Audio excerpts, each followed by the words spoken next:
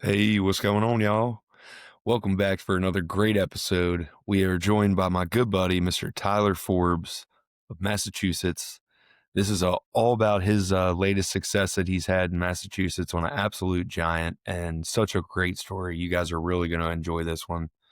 We get into a little bit of, who the bow hunter Tyler is and how he's got to where he's at and all things related with this story. So I can't wait to share this one with y'all.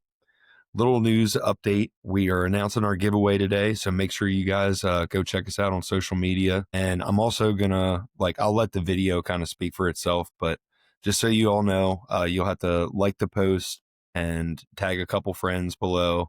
And if you want some extra, if you want an extra entry, I'm asking that you do a review on Spotify or Apple. Guys, it would really help us as a podcast to kind of grow a little bit and get some more reviews on there. So if you're an avid listener, I would really appreciate if you do that for us anyway. Thank you for that. Want to give a huge shout out to our sponsors and make this episode possible. ICO Gear, use code RUNGUN20 at checkout, save 20%. Painted Arrow Outdoors, use code RUNNGUN15 at checkout, save 15%. Huge thank you to Lone Wolf Custom Gear and Timberwolf Supply Company as well. Guys, this giveaway is going to be with all of our sponsors together. It's a great big package for Christmas in October. So, like I said, make sure you go check that out on social media. We're going to jump into today's motivational quote of the week that I really like. And this one's from Robin Sharma. And I really liked it. It says, "Dream big, start small, and act now." Hope you guys like that one. Short and sweet, to the point. And let's get into today's episode, my good buddy, Mr. Ty. All right. So what's going on, Ty? Good to have you joining us this evening, man. Hey, thanks for having me, Justin. I appreciate it. Absolutely. Absolutely, man. We're long overdue. I'm so glad to have you joining me this evening. Congrats again on your absolute giant. We're definitely getting into the story of this one this evening. But, I also wanted to get into, the guy behind the deer and kind of like how you've gotten to where you're at now. And I feel like we've been good friends on, social media for a couple years, and it's been awesome to just really like watch you elevate. And maybe you've always had the same, but I feel like I've got to see you become better and better every year, man. And yeah, just really excited to, dive into who Mr. Tyler Forbes is. So why don't you give us a little background on you, man? Like how long you've been hunting and who got you into this, and a little bit about Massachusetts. You're one of our first guests from Massachusetts. Yeah, so I mean, I live probably 35 minutes just outside of Boston, and I actually I didn't start hunting until I was 29 years old.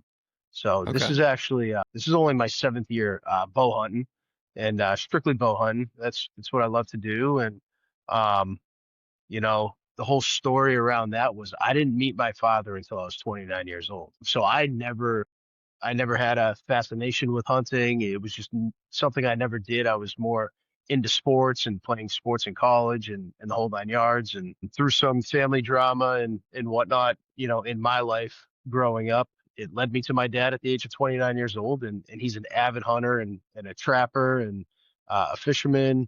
And it just started as, being an opportunity to catch up on lost time with my dad. And I used to just follow him around in the woods 7 years ago and learn everything I possibly could, and fell in love with the outdoors, fell in love with hunting and chasing these whitetails. And it's become an addiction, a passion of mine, and I absolutely love it. That's awesome, man. What's the terrain like where you're at, dude? I've honestly, I've never been around Boston area, so I'm interested. Yeah, so it's very hilly terrain with swamps. We Okay. have a lot of swamps, a lot of hills out here. Was there much ag around you? I feel like I've seen you a couple pictures of you like near some cornfields, or is that another state or what? No, so that's Massachusetts, but there is very, very minimal ag around here, Okay. especially where I hunt. That one farm where I actually took pictures with Shaq, I was a police sergeant in the town next door before I left policing as a whole, and that farm's actually owned by one of the police chiefs next door, and we're good friends, and he let me take pictures there with him. But That's awesome. he's probably got one of the bigger ag properties there, but his nephew hunts there and doesn't let anyone hunt there. So I got you. That's unfortunate. Oh well. So is that just it like is. his private farm that he's like decided to plant? I mean, I guess Is there a lot of farms just in like a little pocket area, or is that how it is around there? Yeah, so in that little area, there's a lot of good fields and whatnot. Massachusetts was actually filled with apple orchards back in the day before houses got built and businesses got put in and things like that. So there's a lot of apple orchards around, and you can stumble across an apple tree in the middle of the woods. But that section where I got pictures with Shaq, he basically has like a big corn maze, and he has like a little family fun thing. People pay to go through a corn maze. And then on the backside of that, other farmers in the area, they lease out that land for Okay. themselves. Okay. So what's it like really where you spend a lot of time hunting? I know you had mentioned this was a public land bug too, right? It was, yes. So like is it a lot of like hemlocks and stuff like that? I mean, I kind of I know a little bit about like a little bit more northern hunting and stuff. Yeah, so I mean, in the piece that I hunt, there's a massive swamp. I mean, there's a lot of oak ridges. There's decent amount of hemlocks, but it's a lot of briars. It's a lot of thick mountain laurel. There's a lot of cedar thickets, Okay. things like that. But yeah, it is pretty hilly. There's a lot of good ridges with a lot of acorns, white oaks. But for the most part, I like to dive in and really get right on the edge of swamps, just because I feel like I've had most of my success early season, and a lot of these bucks that I'm finding, they just gravitate towards that swamp early season. Yeah. Yeah. I think a lot of bigger mature deer love swamps. Is it because is there a ton of pressure around where you're hunting him at? Yeah, so this one particular spot, there's quite a few hunters that go in there for sure. I just tend to try to get a little further than them. I like to just become comfortable with uncomfortable. Yeah. I like to get I really love deep that. into these swamps, get right in these doorways, and try to go a little further than these other guys, and use it to my advantage when I'm strategizing, when I'm putting together the game plan to go after these bucks. I'm actually calculating where these guys have stands, because obviously through scouting you see where they're setting up, you see where trail cameras are, and I'm kind of working around that to kind of formulate a plan where, I'm notorious for getting into sets early. Like if I'm hunting in the evening, I'm in there at like 1 o'clock in the afternoon. I'm in there at like noontime, because what I find is a lot of these other guys that stroll in after work around 3 or 4 o'clock, they're actually bumping deer right to me. So I like to get in there early. I like to get set up early, and I like to kind of use that to my advantage of other guys coming in and kind of bumping deer around. Yeah, I think that's super smart, man. I've always said, especially this year, hunting public, I think I'm going to spend way more time going in around like 10 or 11 and hunting from 10 on, because I just feel like a lot of public land deer, especially, are very aware that most guys are leaving at 9 or 10 o'clock. My cameras have told me the same thing. It's crazy on a lot of my public spots. I get way more movement midday than I do even later in the evening. So something to be learned there. How deer Yeah, it's so adapt it to certain situations. 100% Justin. And like, this past week, opening day was Monday the 6th, and it was like 82 degrees. And then Tuesday the 7th was 82 degrees. So we had a cold snap come through in the evening on Wednesday, and I knew I had to be in there for the perfect wind, which was Thursday. It was a north wind. It was absolutely perfect. And I knew diving in there, I knew I had the edge on these other guys, because a lot of people up here, they're kind of fair weather hunters. They don't want, 82 degrees, who's getting in there? Nobody. And then that first cold snap, I wanted to jump in there right away. And I think obviously I beat them to the punch. Yeah. Yeah. I love that, man. We're gonna get into that. I'm still building this story up of the man himself. So when did you start bow hunting, dude? Did you start off bow hunting, or were you like, more gun hunting in the beginning and just kind of like shooting whatever? Yeah, so I mean, being a police officer the last 15 years before I left the job, I've never been a big gun guy. I've actually never, the only deer I've ever killed with a gun was a muzzleloader in Rhode Island, the state of Rhode Island. And other than that, I've really been strictly bow. I just love the challenge. I love getting close encounters with these deer. I love learning, how to get close to these deer.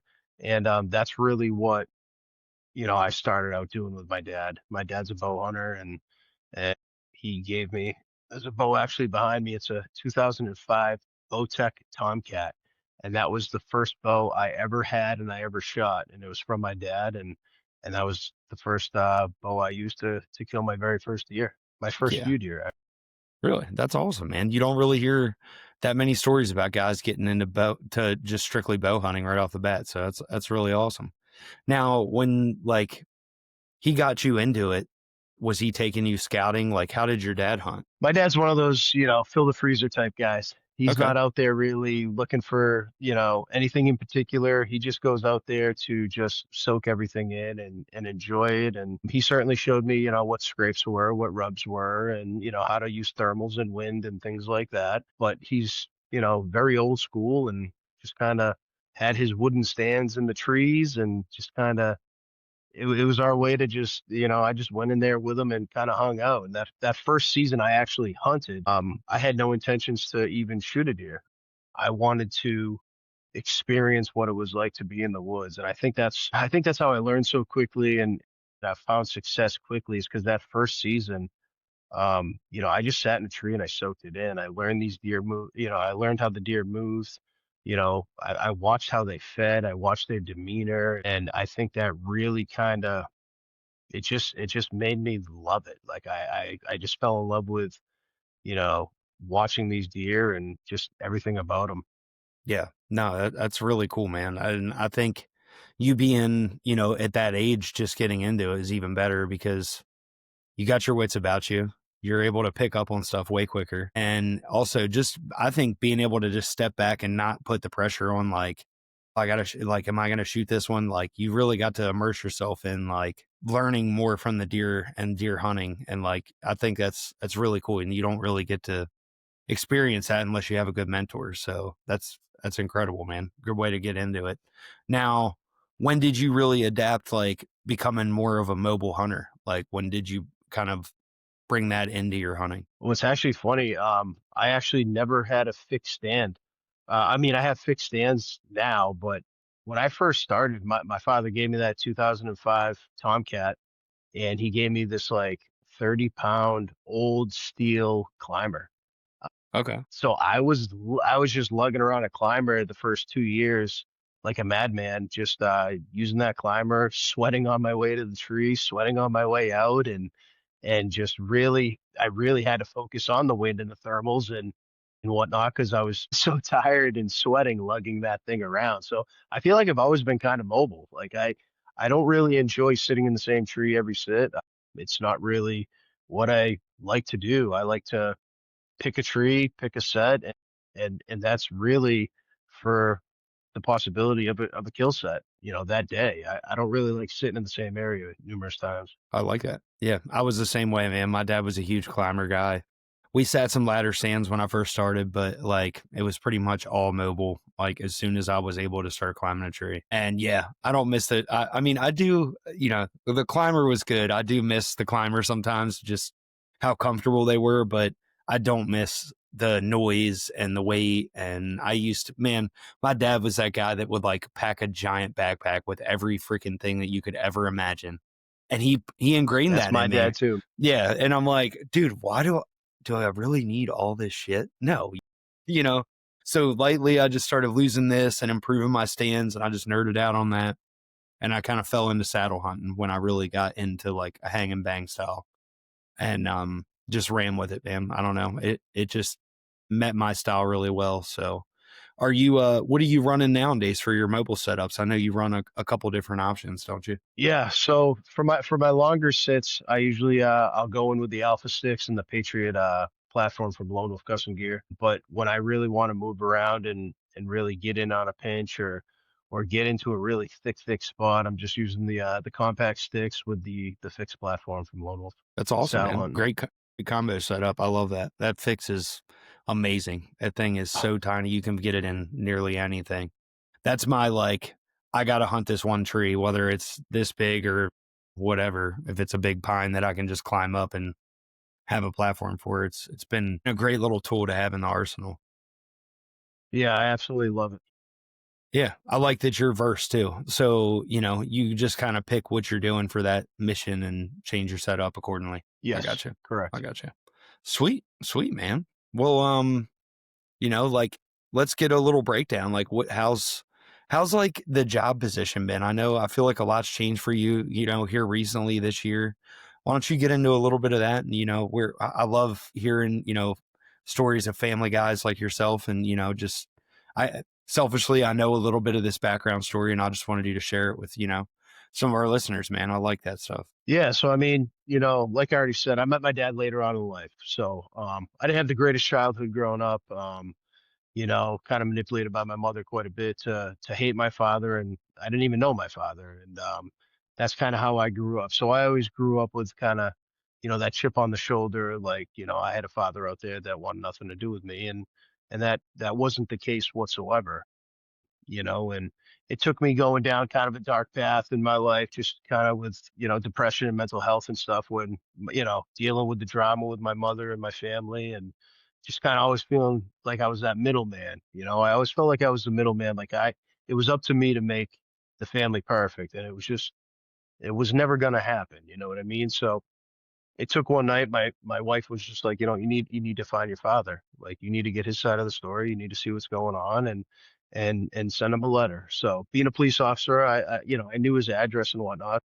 I wrote him a letter one night and we sent that letter and I got a letter back 3 days later and next thing you know, we're heading up there to his house and meeting my dad and meeting my stepmother and it was the best decision of my life, man. It's he's my best friend. He's the greatest grandfather you'll ever meet and we've done a lot of cool things together and man, I just love him so much and you know throughout that time, it made me realize, who I was, as a person, and he helped me get through a lot of things. I helped him get through a lot of things, and there was a lot of lost time between us, and a lot of truths that I found out on my end that I was being told differently throughout my younger ages, as a teenager and a young kid and whatnot. So life started to get a lot better then, and I don't talk to my mother anymore. I don't talk to that side of the family whatsoever. I'm blessed to have met my wife at the age of 16 years old and her parents took me in. So, her mom and dad are pretty much like my mom and dad and they've done so much for me. So, once my dad came into the picture, like life got so good and life got so great and I found hunting and I fell in love with it. It was a way to decompress from my job being a police officer and then I became a police sergeant the last 3 years, and I'm so involved with my kids and my wife, and I love being around my kids and taking Becca to his baseball games and basketball games and watching Rosalina dance and the whole nine yards. And the police job up here in Massachusetts has just gotten insane, man. It's just a very liberal state. You're watched under the gun. It's just you're getting forced into work really to make a good living, you got to work 90 hours a week. And this past October, I went to a call, saw some gnarly stuff that just didn't really sit well with me mentally and physically. And then had a couple other calls after that that just didn't really really go well. And I was always that guy that wanted to work hard, make a good living, have good money and all this stuff. Throughout life, I'm learning that man, I've just learned to chase happiness. And, there's a lot of things that come with chasing happiness, and there's a lot of things that you need to give up and sacrifice to have happiness. February, I ended up quitting my job, man. I was a police sergeant, probably next up to be the next lieutenant. And I put in my papers and I quit.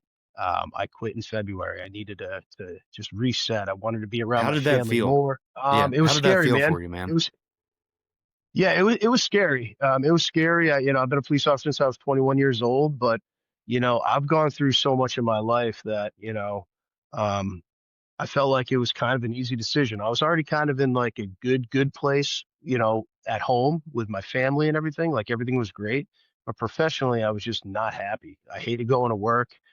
Um, it just took a toll on me. I just, physically, I was gaining weight. Mentally, I just wasn't really there. I was working so many hours where I was just boggled down and I felt like I wasn't being a dad as much as I wanted to be a dad just because I was so tired and just overworked and overdrained and whatnot. So I ended up, I quit. I quit being a police officer. Luckily, I found another job at a utility company here as a supervisor and I got hired in March and man, it's been a blessing. It's probably been the greatest thing that's ever happened in my life, leaving that profession, because it's just, I'm home so much. I'm around my family so much. I'm safer. I lost 53 pounds since last December just from leaving the job in February. I mean, it's just been, it's been incredible. And it just comes down It's to awesome, man. finding that happiness, chasing happiness, man. And that's, I'll take that to my grave. There's not enough money in the world you can give me to take away my happiness, man. And my family's happy and healthy and beautiful, and everything is just, it's just great, man. No, I love that, man. It takes a lot of courage, man, to be able to do something like that and walk away from a career. And you know what, man? It's life's for living. That's one of my. I'll just leave it at that. Life is for living, and sometimes the grass is greener on the other side. And I think you already know that, but I'm glad you shared that with us, man. Thank you. You Yeah. know, I think you've got obviously you got the work ethic. You'll figure out whatever you're gonna do, man. I think you're in a good area probably for making some decent money. So it'll all work out. Sounds like it Yeah. already is Yeah. working out. You're doing great. Just killed a giant. Family's Yeah. good. You're happy. I mean, come on. That's what life's all about, brother. So Everything's let's great. start with this story, man. Like I'm excited to hear this. Why don't you where would you like to start with this? Like where did you find this deer? When did you find him? As I know, I was very happy to like kind of get a little background on this back in summer. You know, you were like sending me some velvet pictures of this deer and you were like, dude, oh, you know, my finally he showed back up. It's like my number one. And I got another one. I'm like, all right, all right. So it seems like it might come together. And then bam, I seen these pictures and I'm like, my man. So you knew about him Yeah. So, I last year, or mean, has it been like a 3 year or what? yeah, it's been a 3 year. I knew about him 3 years ago. That's when I first kind of figured out, who this deer was. And believe it or not, he really wasn't, he wasn't on my radar right away. It was more so like, keep him in my back pocket type deal, see what happens with it. Hmm. But I went on this piece of ground, and it's just it's a small little piece of public. I got out there.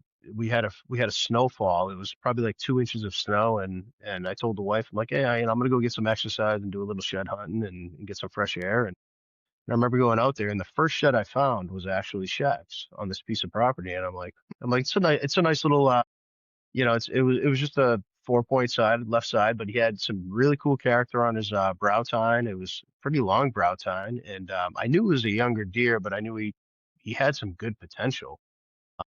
But other than that, I didn't really think anything of it.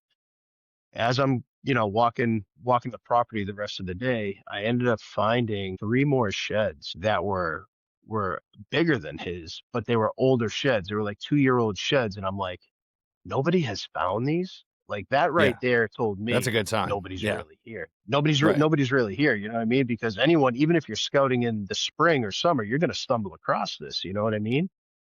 And I was pretty jacked up. So I found, yeah, one, two, three. I found four sheds that day, or three sheds that day. I ended up leaving and found some really good sign in there. Found quite a few rubs. Found a ton of beds in the snow. Really good deer runs. Nice swamp in there. There was a cedar thicket. There was a bunch of acorns on the ridge and whatnot. And I ended up leaving. And I went back 3 weeks later with my wife. Now, my wife, she's a saint, man. She's not really big into hunting, but she's the most supportive wife, and, loves hunting because I love hunting. You know what I mean? One of those type of things. And we dropped our kids off at school one morning, and luckily I was off that day. And she's been a stay-at-home mom since Becca was born, and he's 7. And I'm like, hey, honey, you want to go shed hunt with me? She's like, yeah, yeah, let's go get a coffee and then get some exercise. So I'm like, all right, cool. So I ended up bringing her back to that spot. And the only reason I brought her back to that spot is because, selfish me, there was so much foot traffic in there for deer. And I'm like, there's got to be other deer in here dropping. You know what I mean? All the sheds I found, Right. Shacks was the only freshie. All the other ones were old. So I'm like, let's go back there. There's got to be some more deer. So we're walking in there, and I'm going through this, like, it's almost like, I would say it's like a cedar thicket. It was super thick and whatnot. And smart Rihanna, she went around the cedar thicket on the ridge, and it's kind of like a nice knoll ridge. It's a great little funnel for the deer. And all of a sudden I hear her say, I think I have one. I think I have one. Now, she's never found a shed before in her life. I'm like, okay. So I'm walking over, and all I see is these giant tines. I mean, giant tines sticking out of the snow. And I videotaped the whole thing, and everyone will be able to see that when I launch this episode about Shaq anyway. But she pulls it out, and it's this giant left side. And actually, I think I showed it to you. I think I brought it to the Great American Outdoor Show that Yeah. winter. Yeah. Um, I remember seeing, and and I remember the picture. I think you had a picture of your wife holding it, right? It was like a real nice 5-point. yeah, Yeah. exactly. And it had a big wormhole in it and whatnot. And at that moment in time, I'm like, I am honing in on this piece of ground. I'm going to Right. hone in on this ground, and Oh, there, yeah. there are giants here. 10 minutes later, dude, she finds another giant left side, another giant 5-point side. I'm like, this is a woman that has never shed hunted in her life. It's her first Yeah. time ever shed hunting, No and kidding. You're right. she's found bigger sheds than I've ever found. I'm like, are you kidding me? You know what I mean? So it was a Hey, you really took cool her there. special You took day. her there. You know, Yeah. So it was a really cool special day, finding those. And at that moment in time, that piece of ground, that piece of ground turned into like everything for me when it came down to scouting and figuring it out. And going into last season after finding those sheds, who I killed last week. There's another buck too, the one that Rihanna had found, the first one that we coined Scrooge. And they were just in there, man, and they were absolutely tearing up the place all last year. I mean, absolutely tearing up the place. Shaq was probably like 130 inches last year, believe it or not. He had a huge jump this year. Scrooge was the bigger buck last year, and then, I had a tough year last year. I killed a velvet buck late October in Massachusetts. It was a cactus buck. But I had a really tough year last year, man. I just, going back to like we talked about with the police department and whatnot, I didn't have a lot of time to hunt, and I just mentally wasn't really with it. Physically, I was out of shape. I felt like shit. I felt like shit last year. I missed two really nice bucks last year too. It was just a really down year. So that brought me to quitting the PD in February, resetting my whole life, resetting my physical, what I wanted to do physically, what I want to do mentally. Started running in the off season to get prepared for this season because I knew Shaq and Scrooge were both still alive because I had them on camera in mid-January. yeah. Yeah. So So, I mean, I would that was, imagine even what better time to find them, because then it's like, all right, now I can figure out, obviously, what area they're bedding in. Doesn't mean you're going to kill them there, but hey, it gives you somewhere to start. And you kind of mentioned it's like, it's not a huge piece of public either, right? So, I mean, I imagine like yeah, there's no, not as much to narrow down as like a giant piece of, 5,000 acre piece or something, right? yeah, right, yeah, no, it's a small piece of public, and the only thing, just dating back, looking back at historical data from last year was both those deer always left the end of October, and they didn't show back up until like mid-December, early December. So Okay. based on last year's data, they were gone for the whole rut, and they came back in December. And I actually had Scrooge at 75 yards last year. I just wasn't able to seal the Okay. deal, and that was in December. So going into this year, I knew both had lived because I had them on trail camera this past January, and I was basically it was all hands on deck for Scrooge and Shaq. Now Shaq, I didn't know what Shaq was going to turn into.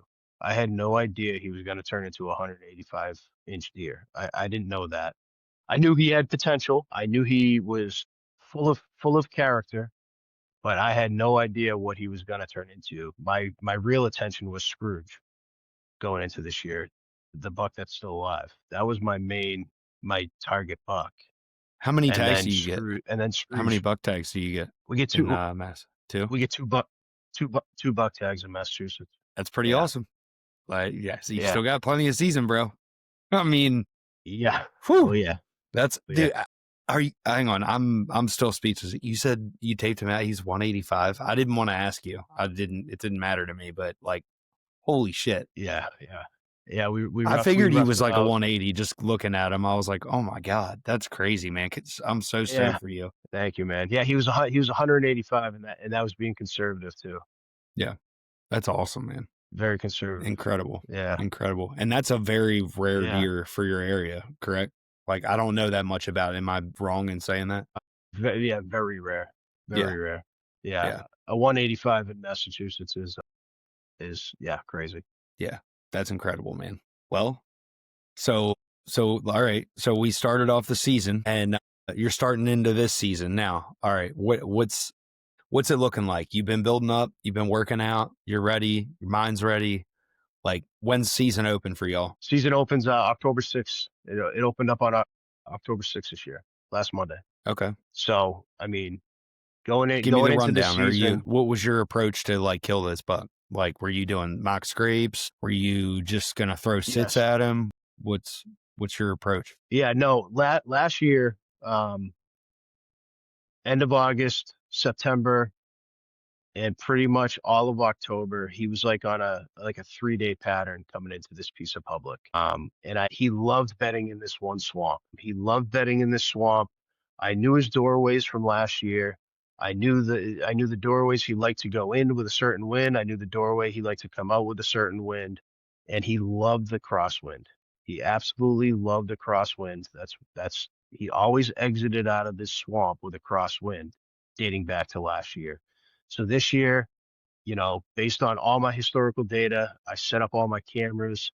I I put out a couple mock scrapes using Backyard Scents it's a local guy out here, Chad Wickham. He makes unbelievable natural scent, and he showed up in June, and man, my mouth dropped. I thought it was Scrooge when showed up. I did not know that was him. And then all of a sudden, a week later, Scrooge showed up, and I'm like, "Whoa, that's Scrooge." That other, and then I saw the crab claws. I said, "That's Shaq." But last year he only had one crab claw. This year he had double crab claws. So immediately, obviously, I'm ecstatic. You know what I mean? I got I got 1A, 1B here. How are we going to play this? And I really stayed out of this piece of public. I really did not go in there much. If there was a rainy day, I'd go in there and get things done that I needed to get done. If the wind was perfect for my access, I would go in those days. But I didn't really need to put in too much effort scouting wise because I had so much history with this buck from last year.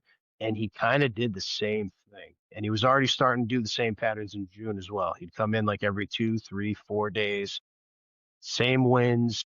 I started to pattern them more and more. I have an Excel sheet where I had all the winds, the pressures, the temps, what kind of weather it was for that day, and I really started to kind of just like throw it up on a map board and just see what he was doing to really hone in on this buck's patterns. So, him and Scrooge, they could not coexist this year at all on this piece of public. It's a small piece of public. And basically what happened, Scrooge is the older deer, but Shaq completely pushed Scrooge out. Scrooge was around up until about mid-July, and then he disappeared, came back September 8th, and I haven't seen him since. That's wild. Every time I got Scrooge on camera, I'd get a video of him on camera. You would see Shaq come into the frame, and you would see Scrooge completely run off. I have a trail cam video and this was in August, this was in August maybe was it August? Whatever it was August. Scrooge was there for like a night, and I have on trail cam video Shaq coming in and completely gorging him in the rear behind to get him the hell out of it. And I never saw Scrooge again So he until was September 8th. yeah, he was a bully. Shaq was just a you'd say? bully. Okay. Yeah, Shaq was a Now, bully. like, Shaq, were they ever like running buddies like in the summer, or no? They just like didn't like hanging around each other. all last December they were together. They were always on camera together all last December. And then it's like there was just a big switch going into this season. And I think Shaq became that dominant buck. He was in his prime and basically said, "Hey, old man, listen, I'm not going to hurt you, but get out of here." And that's exactly what it Right. seemed that's what Right. happened. Yeah. So I knew the aggressiveness and the demeanor of Shaq. I got a little bit more aggressive with my mock scrapes. I started putting scent out a little bit more heavy. I started kind of dabbling with a little bit of rut smell, a little rut scent too. Like I'd mix in a little bit of dough, I'd mix in a little bit of mature buck, and then I'd mix in a little bit of like rut scent. And Backyard Scents is great. He takes all of his scents from the tarsal glands, the interdigital glands, and he mixes them all in with big bucks that are killed in the area.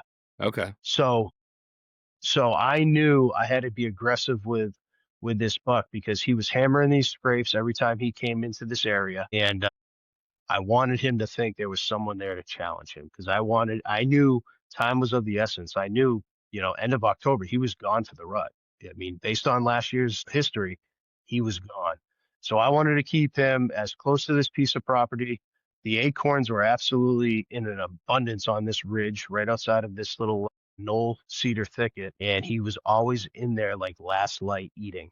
He was always in there eating and getting fat. And I mean, he was even pushing around does in August and September already. I mean, it was pretty crazy how aggressive this deer was. So I knew I had to be aggressive with him. I knew I had to be aggressive with him, and I knew it had to be a quick early kill because he was already starting to get that I love testosterone, and he that. was already Yeah. starting to kind of look at does. I like your mindset with like, knowing he's an aggressive deer and then deciding, okay, like I'm gonna get in his head. Like, and I've done that with a couple of deer I've killed in the past that are really aggressive like that. It's like, all right, I'm gonna make you think there's somebody in here. And then man, when you go in those kind of areas and you just like even like grunt, it's like they don't like that at all. They're like, all right, you're finally over. I'm gonna find you, you little son of a bitch. Like, all right, yeah, you're. And Exactly. those can be the most killable deer. A lot of times if you guys are listening and this is kind of hitting you, like that's honestly, you find those really aggressive bucks, they can be a little bit easier to kill than one that's just a docile, like he doesn't want to be around people. Those are kind of the tricky ones in my opinion. So Yeah, you 100%. go ahead. I didn't mean to cut you off. No, no, no, you're good. Scrooge was very submissive this year. He was just a submissive buck, and every time he came in, you could tell he was just the old man, and he kind of just wanted to be left alone. And Shaq was more looking for a fight, and nobody wanted to fight him. So, I played the game with him, man. I tried to think like him. I tried to do everything I possibly could to try to think like him. Like, what was he doing? What was he thinking? He was always coming to this one mock scrape all the time first. Like he took over that mock scrape, and it was great because I had fawns hitting the scrape. I had does hitting the scrape. I had little bucks hitting the scrape, and every time one of those younger bucks or fawns or does hit that scrape, the next time he came in, whether on his pattern, he was hammering the scrape. I mean, he was hoofs in the dirt, like just making sure they knew like this was mine. So I knew Hmm. I was in that right area. I was on a nice scrape line. I was on this knoll just below this ridge, and I knew the food was there. Like the food was there. I think the acorns were key right there too. Like the acorns were key because I knew he was automatically going to gravitate towards this ridge right near this cedar thicket on this knoll. Like I already knew he was going to gravitate towards there because that's where he was feeding at night, along with other deer as well. So that's kind of where I set up that mock scrape. Basically, I wanted to set the stage in a spot where he felt most vulnerable and he felt comfortable eating there. He had that cover from the cedar thicket. It was like a perfect staging area. And for me, I like to kill in staging areas. I love getting as close as I possibly can to bedding. And I was probably 95 to 100 yards out from bedding. That's awesome. Yeah, but I agree with you too. That's like really where you kind of can tend to catch them when they first get out of bed and they're hanging out before it gets dark. So is that, leading into things like how was this building up for you? Like, were you like, did you have cell cams? Were you watching him, like hit a scrape or what? Yeah, I had some regular SD card cameras, but I had a few Motra cameras out there as well. Like pretty much, I had a Motra camera on his doorway in the bedding, and then I had a Motra camera on the feeding area, just to really hone in on those two areas right there. And leading into opening day, it was 80 degrees. It was a southwest wind, garbage wind. I knew if I went in there, my wind was going to be blowing directly to his bedding area. And what did I do? I still went in there and sat. We were just talking about this before we even started this podcast. Be patient, be patient. And I got lucky with that mistake. I got lucky going in there on a shit wind because he was not there. So the very next day, Tuesday, it was again a southwest wind, and it was 80 degrees, the exact same as opening day. I made sure I didn't go in there. So I stayed out of there, and I was just waiting to get that that most recent intel of him being there. So I stayed patient on Tuesday, didn't hunt. Wednesday, he wasn't there at all, but it was a northwest wind. So the wind was perfect. Thermals were going to be great, and it was the start of the first October cold snap. Now, I listen to a lot of Steve Shirk. I think he's a genius with a lot of stuff he talks about. And I just remember listening to a podcast and him raving about the first cold snap in October is one of the best times to kill big bucks. So I ended up going in there Wednesday. The wind was perfect. I looked at it as a great probability to possibly kill this deer, and I saw nothing. I didn't see anything. I was able to get out of there slick, and everything went well. Overnight, the temps dropped into the 40s, and that led Mm-hmm. to the kill day, which was Thursday. All right. Talk to me. What's going through your head Yeah, during this day? How did it start? it started with Shaq hitting my camera, going right into the swamp at 5:15 in the morning. Okay. Okay.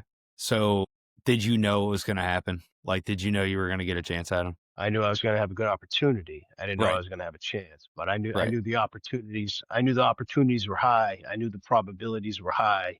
I was supposed to be working this night too at 6 p.m. and I took a vacation day.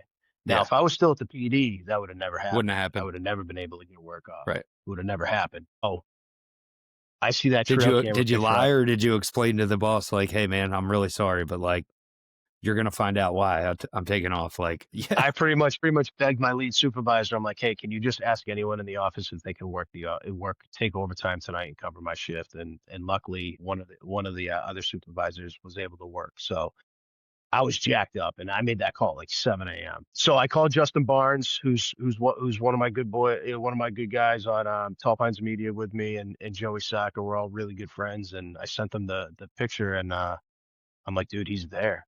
He's there. And it just, everything was perfect, man. Like the cold snap took place overnight. It was going to be in the high 40s, low 50s all day. And then it was going to get down to like the mid 40s in the evening. We had a red moon phase. I mean, Mhm. everything just led to just perfection. Like the probabilities were so high, like I had to be in there. So I got in there at like 2 o'clock in the afternoon. I got in there very early. Like I said, I like to do. I like to get in there super early in case somebody else is hunting this piece of property, this piece of public, and bumps these deer around. So I get in there early, and I made sure to. I actually wore my ASIO like no, I wore my mid-seasons, my mid-season pants, mid-season vest, and bundled up with my heated socks and whatnot because I knew I hate being cold, man. It's like when I'm cold, I'm already jittery as is. If a big buck's coming in, especially Shaq, like dude, I'm gonna be shaking like a leaf.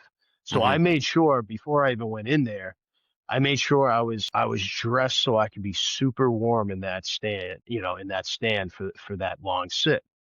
So I got in there 2 o'clock, man, nothing, absolutely nothing. I'm expecting him to come out this doorway in front of me, come right out of the swamp, and like nothing's happening. I'm like, what is going on? Like I'm not even seeing does at this point. And I'm like, it's just everything doesn't make sense. Everything is absolutely perfect tonight. It doesn't make sense. I know he was there this morning. Like there's no way he was leaving this pocket of woods after 5:15 in the morning. It just nothing jived up. So I'm sitting there. It's now 6:15 at night. Last light was 6:42, I believe. Okay. 6:42 or 6:43. Golden I still golden time. I knew Yeah. I knew I Yeah. still had some time, and I'm just sitting there, man. I got my lone wolf camera arm to my right, and I get the Mag Pro mount for my cell phone right there on the fluid head, and I'm just sitting there, man. I'm like, come on, like I'm looking straight out in front of me because that's where I'm expecting him to come. Mhm. Now, because I'm in this cedar thicket and I have tons of cover around me, it was getting a little dark a little quicker than normal. Like I could see the ridge, and the ridge was lit up perfect. Like it was so light out there, but where I was, it was getting a little bit, it was getting a little bit dark. So I'm just looking straight ahead, and all of a sudden I hear leaves just raking to my right up on the ridge. And I'm like, there's no way that's Shaq because he always comes, you know, three-fourths of the way down this ridge and then drops right into this cedar thicket knoll. Yeah, like he always does this. There's no way that's him. And then I start questioning myself. I'm like, well, I did have turkeys around here, an hour and a half ago. Maybe it's turkeys still like, scratching at the leaves and whatnot. And then all of a sudden I hear a grunt, and I just hear him smashing another scrape. And then I hear antlers rubbing against a tree. And I'm like, oh man, Mhm. like that could be him.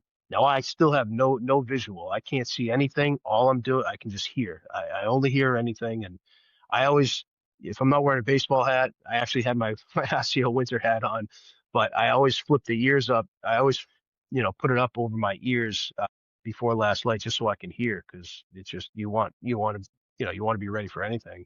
Yeah, I do the So same I'm thing. looking up there.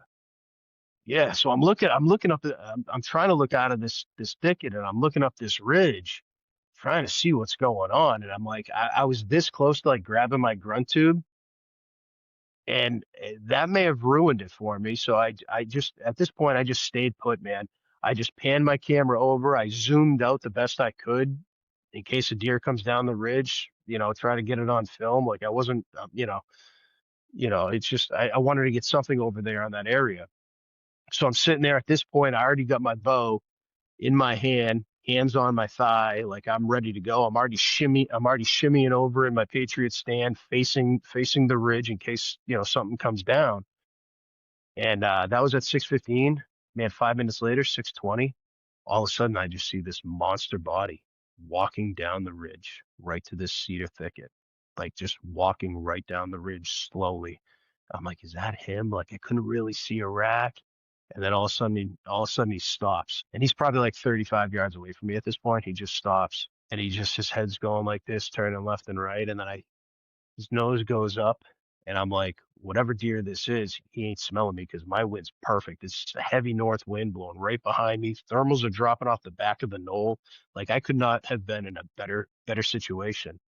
And then he turns his head, looks like towards the thicket, and I just see his monster main frame, and I'm like, that shack, oh my lord, that shack. Like, Yeah, here we go. It's gonna happen. yeah, And it's slowly getting darker. It's slowly getting darker. And he eventually just he comes right into the thicket, and he's standing there looking like in my direction, still trying to sniff, trying to just scent check everything. He's got crosswind coming right up the ridge to him. And, I mean, not up the ridge, like right, basically right around this little like thicket knoll, coming right to his face as he's walking down. And he's like 15 yards away from me. yeah. And I can't move. I can't move my camera because he's looking in my direction. And I was like, Tyler, don't take a frontal shot. Don't take a frontal shot. Don't take a frontal shot. Stay patient. Stay patient. And as I'm saying that to myself, my heart is absolutely pounding, like absolutely pounding. Yeah, yeah. I wanted to ask you, but I didn't. Oh, Like, dude, my heart was absolutely pounding, like absolutely pounding. I didn't have the shakes, but my heart was pounding. And right. he's like 15 yards. But He's you 15 knew, yards like, your away. inner talk was like, all right, this is not the time to get shook right now. Yeah. 100%. Like I just knew, like part of me, like it was like the devil on my shoulder saying, just take that frontal shot. And I stayed Uh-huh. calm, and I just stayed patient, and I waited.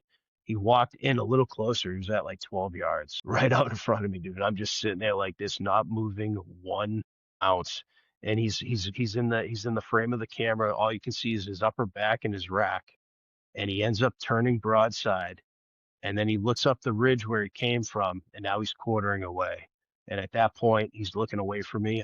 I pulled back, and I put the pin mid body at this point because it was really thick in here. Like there was just, it's just like, I don't know if you've been in a cedar thicket, but it's a lot of like dead branches everywhere and dead, Oh, yeah. downfalls. And Oh, yeah. it was a I real love mess in hunting there. cedars. Yeah, I Right. love it. And I just put the pin right on his midsection, and I let him have it, dude. It was a clean pass through. And he just he ran right under my stand. Ran right down the knoll, and then he just ran right back into that swamp. And I'm like, what did I just do? Like, holy smokes. Like you'll see the video, man. And Oh, I can't wait, dude. I Yeah. I just Yeah.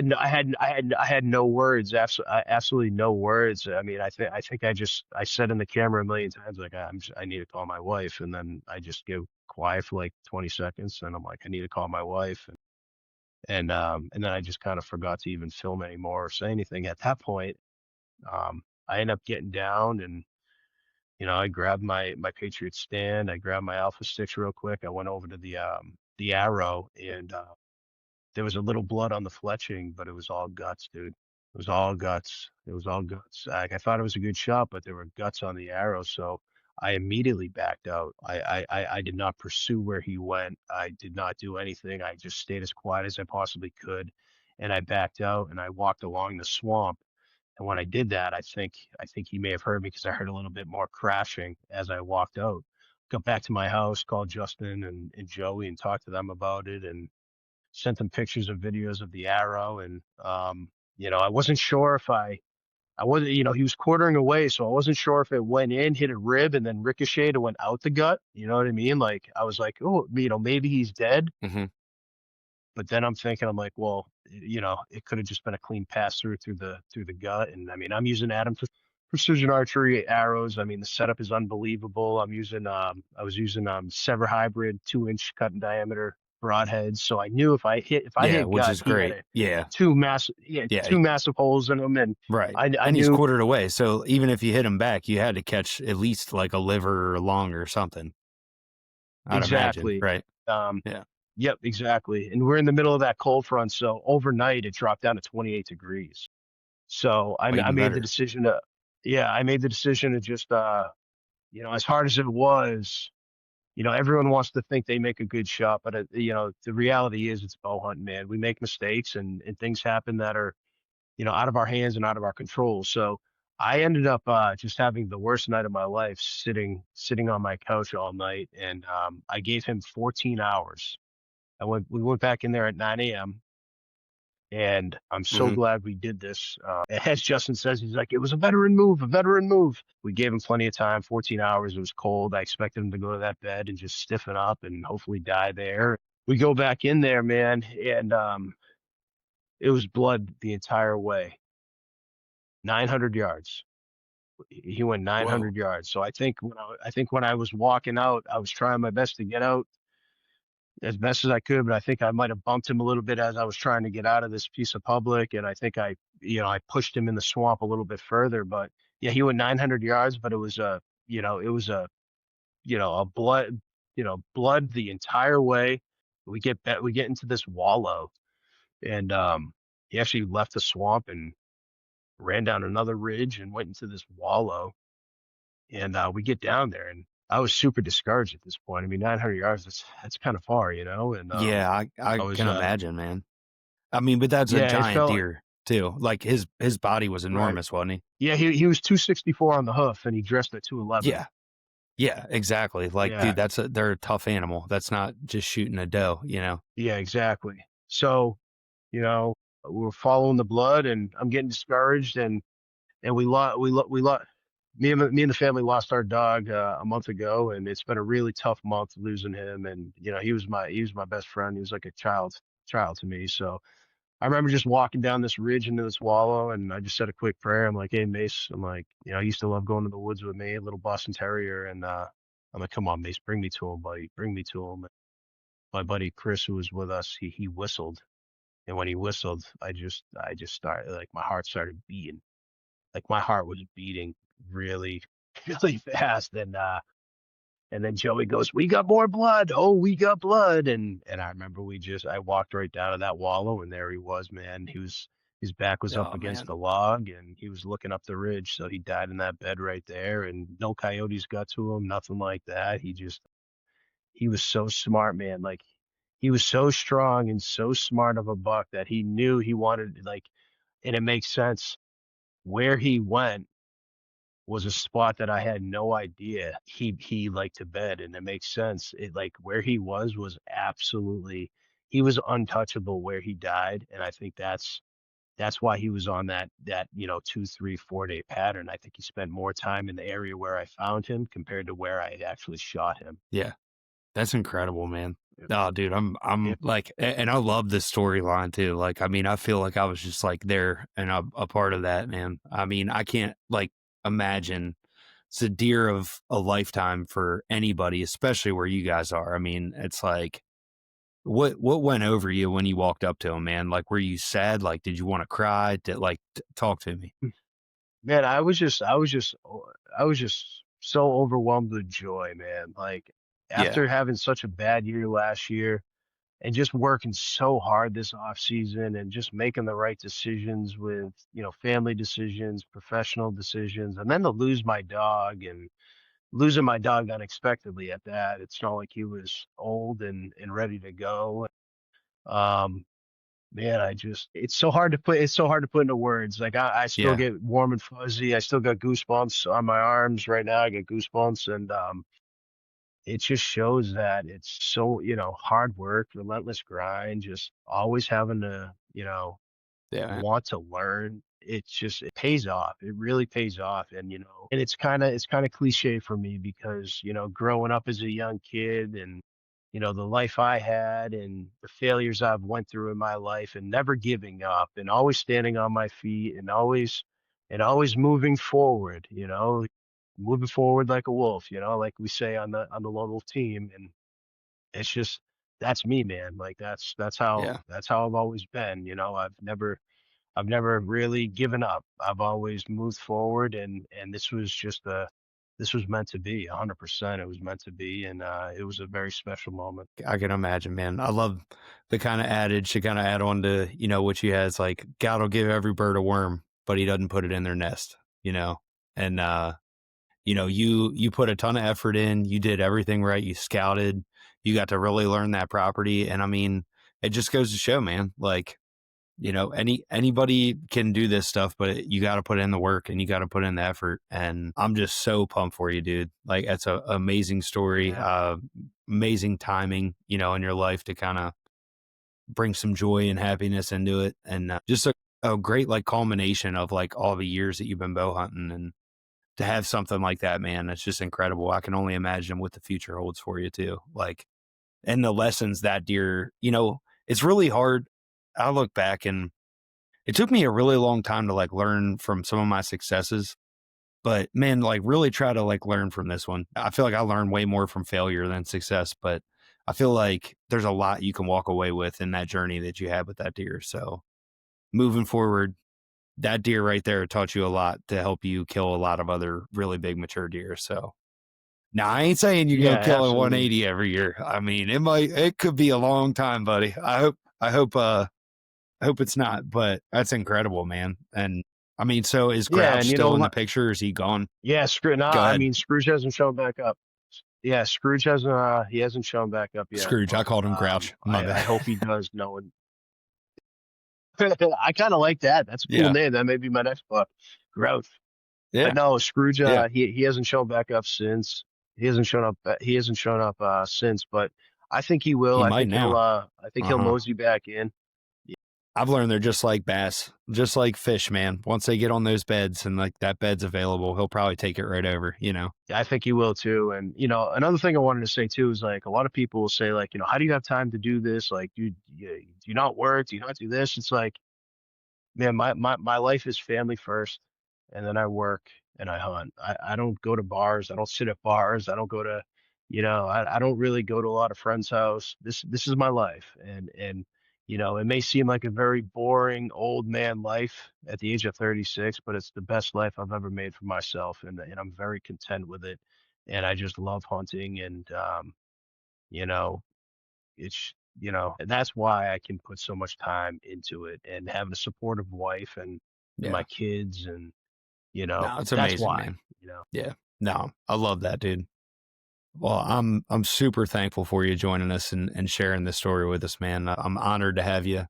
I'm sure we'll have you on again in the future. I've really, really enjoyed this one, dude. So thank you. How No, can I'm all of our blessed to be on. listeners, oh, no, how can all of our listeners check out this video that's coming out soon, man? Where's our best Yeah, way? so I I think like to, have you kind of give us a little background, like guys that, might not be following you. I'm sure a lot of our guys are following you, but if not, make sure you check his stuff out. He's got some good content. Yeah. So, I mean, on Instagram, you can find me at Ty Forbes Hunting. And then I have a YouTube channel called Tall Pines Media. It's basically just a lot of videos dating back from when I started hunting. And I always had a camera in the tree with me from that second year when I started taking hunting serious. I've always had a camera. I have, videos with my dad with me for the first year we ever walked up to together, to taking my son turkey hunting and doubling up with a bow. My son's first trout fishing. It's just a really cool archive of a lot of family and friends stuff. And you can find it at Tall Pines Media on YouTube. Make sure y'all go subscribe, support our man. I almost forgot, man. I got my 3 rapid fire questions I ask all of our guests. So bear with me. We'll make it short and sweet. What's been your favorite broadhead over the years? All right. Definitely the Sever Hybrid 2.0. Sever Hybrid. It's a good head. It's a good head. Favorite song to head to the woods with? What are you jamming to? Favorite song? Boy, I listen to, I'm Dropkick like Murphys. a terrible music guy because I ship it up to Boston. Yeah, let's go with that. All right. No, I had to. That's one of my favorites. So, I mean, I'll even head to the woods jamming to that. But what is that the one? I mean, has that been a thing or what? Yeah, no, that's a good song. I'm big on to. I like listening to Kanye West, man. I'm a big Kanye West Homecoming guy. I like his Homecoming song. That always jacks me up. All right, sweet. I like it, man. All right, so final question: if you had endless funds, money was not an issue, what would be the number one animal you would want to go after for like a hunt, and where would it be at? Whitetail every day in Iowa. All right, sweet. We'll get you some points, man. We'll hook up. Heck yeah. Yeah, man. We'll be all set. Do you have any points for Iowa or no? No, I missed the cutoff this year. I think I asked you when the cutoff was, and you said I was a little too late. So I'm going to start next year. Yeah. I got you. I think I'm going to start trying to help out with the podcast and like I'm going to start helping out the community and doing some announcements on like the cutoff dates for tags and points and stuff like that, at least for like Kansas and Iowa and stuff like that. Cause I feel like there's so many people that want to do these hunts and then like you've only got 1 month to buy your preference points. So I'm going to work on that. Yeah, that would be huge. I mean, between talking to you and talking to Rendell and I know Rendell's in Iowa and everything, it's like, man, I love chasing whitetails. There's no other animal that I would ever want to chase. It's just I love it, man. I love the chase. It's just something I'm totally into, and I would love to do it in Iowa for sure, the land of the giants. Heck yeah, man. Yes, sir. Well, Ty, thanks again, brother. Really appreciate you. Good luck. Hopefully, Grinch is Grinch is it's Grinch is on the Scrooge. What is it? Scrooge. Did I get Scrooge? Good Lord. Scrooge. Yeah, every Christmas name possible except for the Grouch Grinch. Grouch Grinch. Yeah. No. Hopefully he's next on the chopping block. But man, good luck to you. And look forward to catching up with you soon, bro. Thanks so much for having me. Absolutely.